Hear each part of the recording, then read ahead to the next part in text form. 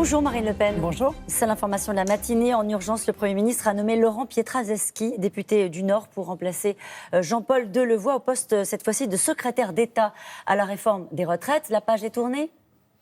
Oui, c'est le macroniste pur jus. Pour le coup, il a exactement le même profil qu'un certain nombre d'autres ministres. Il est issu de grands groupes comme Madame Wargon, comme Madame Pénicaud. Et il a été, je crois, rapporteur de la loi travail, dont le moins qu'on puisse dire, c'est qu'elle n'était pas marquée par une grande considération pour la situation des salariés. Donc il était en charge des ressources humaines dans le groupe en question. Oui, c'est un jeune député. Enfin, j'ai lu des éléments de langage. C'est assez étonnant d'ailleurs de voir dans les médias qu'on reprend des éléments de langage de l'Élysée sans aucun recul, en expliquant que c'était un parlementaire chevronné, expérimenté. Il n'est pas plus chevronné et expérimenté que tous les députés qui, pour la première fois, ont été élus il y a 2 ans et demi, si vous voulez. Donc, ça vous surprend qu'on mette un jeune parlementaire, un parlementaire, selon vous, qui manque d'expérience à ce poste-là ? Non, très honnêtement, je pense que, encore une fois, c'est le Premier ministre qui est à la manœuvre, c'est lui qui est responsable de cette réforme des retraites et c'est lui qui la mènera jusqu'à ce qu'il décide de la retirer si la lucidité lui vient. Vous connaissez déjà la fin de l'histoire, mais on va y revenir. J'espère. Juste un mot sur Jean-Paul Delevoye. Non, mais je l'espère. Est-ce que vous demandez des comptes à Matignon après l'information publiée par le journal Le Monde hier, selon laquelle Matignon était informé du cumul des rémunérations de Jean-Paul Delevoye ? Oui, je pense que ça doit nécessiter effectivement une interrogation de la part de la justice qui sera, j'en suis convaincu, saisie de la situation de M. Delevoye, puisque incontestablement, il y a une violation non seulement de la Constitution, mais également de la loi. Vous parliez du Premier ministre, je le disais, il a redit hier sa détermination totale à passer sa réforme. Il y a eu une journée de mobilisation hier, il y avait moins de monde que le 5, mais il y avait du monde quand même dans la rue. Qu'est-ce que ça change, cette mobilisation ?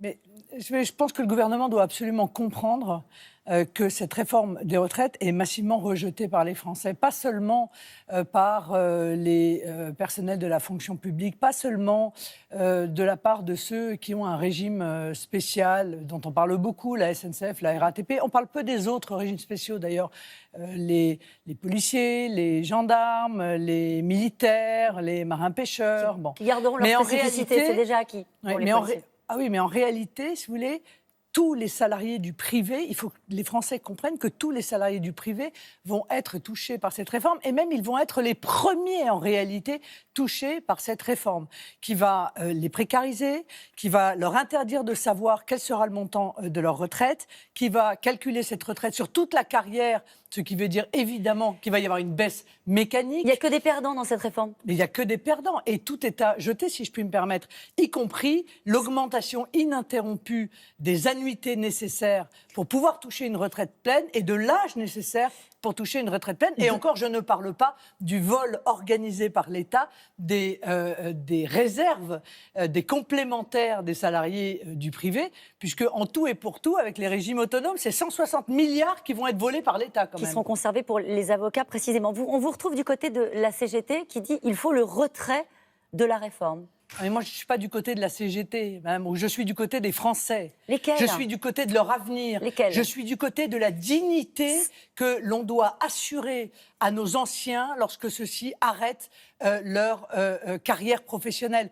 C'est pour cela que je me bats. Ce n'est pas pour la CGT ou je ne sais quel autre syndicat. Mais parce que dans le métro, dans les bus, dans les voitures ce matin, il y a certains de vos électeurs qui sans doute ne comprennent pas comment on peut vous retrouver, vous, du côté des blocages.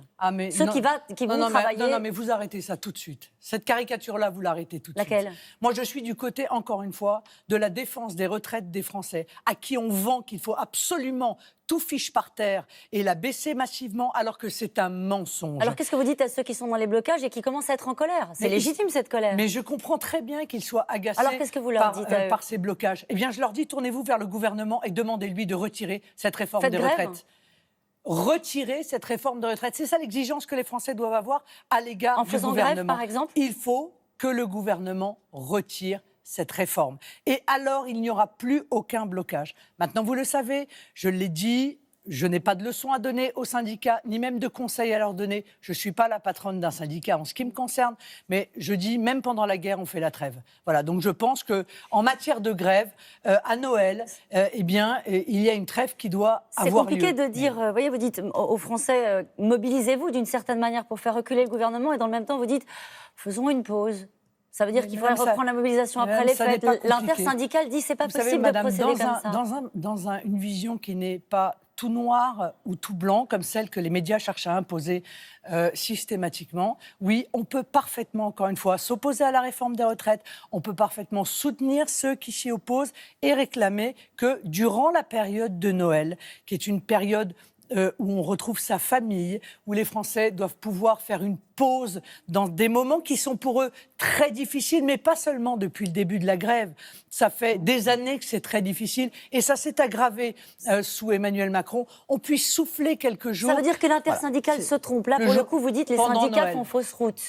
Je pense que sur ce sujet-là, oui, à mon sens, ils font fausse route. Mais sur le fond, c'est vrai que nous sommes d'accord, mais encore une fois, aujourd'hui, une majorité de Français est d'accord pour considérer que cette réforme des retraites n'est ni utile, ni positive pour l'immense majorité des Français. Est-ce que Marine Le Pen, vous croyez au dialogue social ? Bien sûr.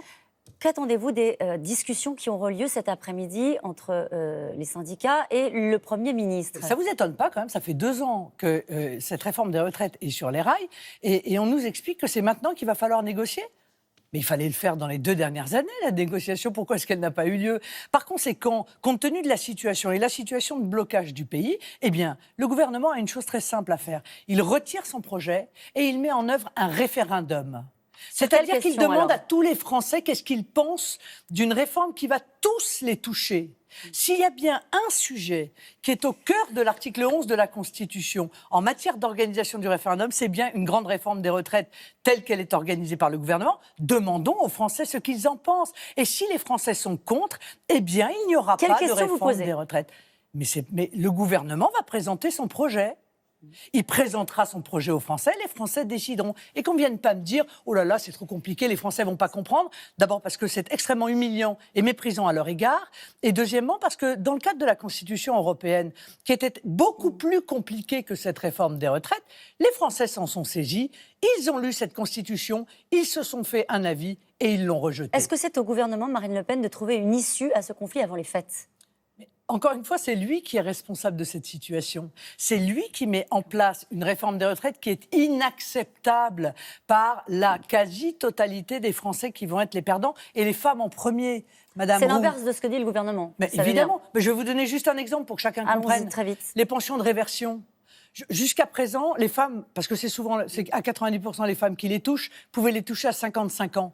À partir de la réforme, ce sera 62 ans, voire même 64 ans. Alors si ça n'est pas évidemment une atteinte directe à la situation des femmes, et ça n'est pas la seule, je ne sais pas ce que c'est.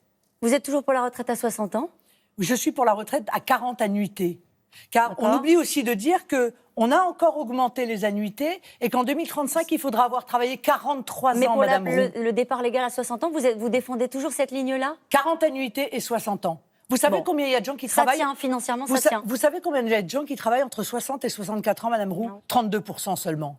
C'est quasiment impossible de retrouver un emploi après 60 ans. Alors, qu'est-ce qu'on raconte qu'on va déjà repousser, encore une fois en 2035 ? Il faudra travailler jusqu'à 67 ans et demi pour pouvoir avoir une retraite pleine. Vous êtes toujours candidate à la présidentielle ? Oui, c'est... Si vous arrivez aux responsabilités, vous reviendrez sur cette réforme si elle est votée ? Oui, en espérant qu'on puisse revenir, parce que le gouvernement, en mettant en place l'application de la réforme pour les jeunes dès 2022, essaye de rendre cette réforme impossible en réalité à changer lorsque un nouveau président arriverait. C'est scandaleux, ça, le caractère irréversible qu'il cherche à mettre en œuvre dans cette réforme des retraites. Merci beaucoup, Marine Le Pen. C'est à vous, Laurent.